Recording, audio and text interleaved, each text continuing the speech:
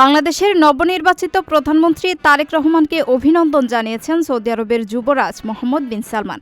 বুধবার সৌদির বার্তা সংস্থার এক প্রতিবেদনে এই তথ্য জানানো হয়।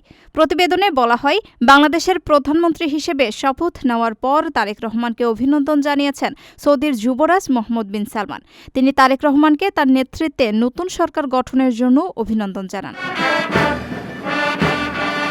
এ সময় সৌদি যুবরাজ বাংলাদেশের জনগণের অব্যাহত অগ্রগতি ও সমৃদ্ধি কামনা করেন। এর আগে মঙ্গলবার বাংলাদেশের ১১তম প্রধানমন্ত্রী হিসেবে তারেক রহমান শপথ নেন। তার নেতৃত্বে ৫০ জনের মন্ত্রিসভা গঠন করেছে বিএনপি। নতুন মন্ত্রিসভায় ২৫ জন পূর্ণমন্ত্রী আর ২৪ জন প্রতিমন্ত্রী হিসেবে শপথ নিয়েছেন।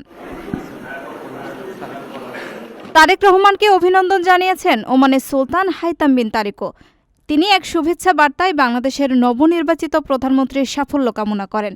শুভেচ্ছা বার্তায় সুলতান হাইতাম আশা প্রকাশ করেন, নবনির্বাচিত প্রধানমন্ত্রীর নেতৃত্বে বাংলাদেশ স্থিতিশীলতা বজায় রাখার পাশাপাশি অর্থনৈতিক পুনরুদ্ধারের পথে এগিয়ে যাবে।